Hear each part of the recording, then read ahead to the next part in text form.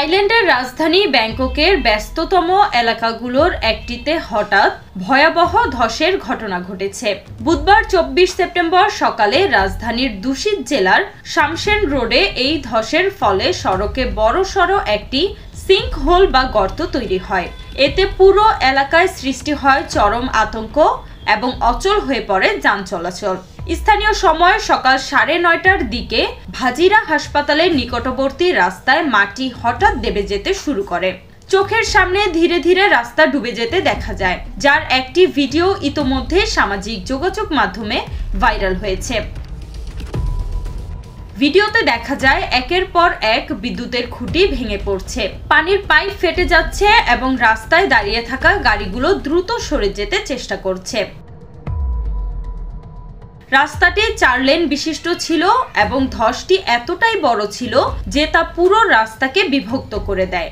ধসের একটি প্রান্ত গিয়ে ঠেকে একটি পুলিশ স্টেশনের সামনে, যার ফলে নিচের ভূগর্ভস্থ অবকাঠামো দৃশ্যমান হয়ে পড়ে। ব্যাংককের গভর্নর চ্যাটচার্ট সিটিপান্ট জানিয়েছেন, এই ঘটনায় এখন পর্যন্ত কোনো হতাহতের খবর পাওয়া যায়নি, তবে অন্তত 3টি গাড়ি আংশিক ক্ষতিগ্রস্ত হয়েছে। ঘটনাস্থলের পাশেই অবস্থিত ভাজিরা হাসপাতালের বহির্বিভাগ সাময়িকভাবে বন্ধ ঘোষণা করা হয়েছে। নিরাপত্তার জন্য হাসপাতালের আশেপাশের ভবনগুলো থেকে বাসিন্দাদের সরিয়ে নেওয়া হয়েছে। ব্যস্ত সময়ে এই ধস শহর জুড়ে ব্যাপক যানজটের সৃষ্টি করেছে।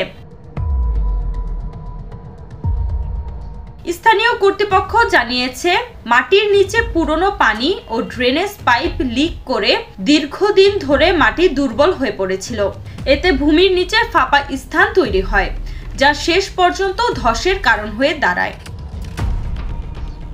আধুনিক শহরগুলোর পুরনো অবকাঠামো এবং অপরিকল্পিত নির্মাণ সিঙ্কহোলের মতো বিপজ্জনক পরিস্থিতি তৈরি করতে পারে। ব্যাংককের এই ঘটনা তারই একটি সতর্কবার্তা।